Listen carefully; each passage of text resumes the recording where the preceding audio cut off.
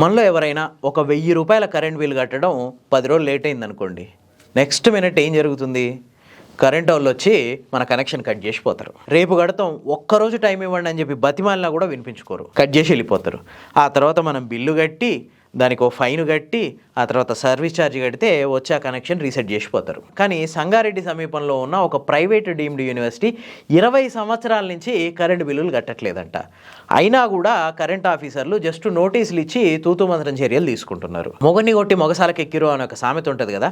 20 ఏండ్ల నుంచి current bill కట్టకపోవడమే కాకుండా కరెంట్ ఆఫీసర్లు నోటీసులు ఇచ్చిర్రని చెప్పి ఈ యూనివర్సిటీ వాళ్ళు కోర్టుకు ఎక్కిరు. మళ్ళీ 2008-2009 ఎడ్యుకేషనల్ ఇయర్ నుంచే ఈ యూనివర్సిటీ వాళ్ళు కరెంటు బిల్లు కట్టడం ఆపేసిర్రు. సరే, ఇది పిల్లల విషయం కదా, అందుకే కొంత టైం ఇచ్చి కట్టమని చెప్పి హైకోర్టు చెప్పింది. ఆ తర్వాత ఆ విషయాన్ని ఎవరు పట్టించుకోలేదు. రీసెంట్ గా మళ్ళోసారి కరెంట్ వాళ్ళు ఆ యూనివర్సిటీకి మళ్ళీ నోటీసులు ఇచ్చారు. 118 కోట్ల రూపాయలు మీ బిల్లు అయింది, ఇప్పటికన్నా కట్టండి అని. అయినా కూడా ఆ యూనివర్సిటీ బిల్లు కట్టకుండా మళ్ళీ హైకోర్టుకు పోయింది. ఎందుకు పోయింది అంటే, బిల్లు కట్టకుంటే కరెంట్ కట్ చేస్తామంటారు, కరెంట్ కట్ చేస్తే మా పిల్లలకు ఇబ్బంది అవుతుంది, సో మీరే న్యాయం చేయండి అని హైకోర్టుకు పోయింది. హైకోర్టు ఎన్నిసార్లు చూస్తుంది?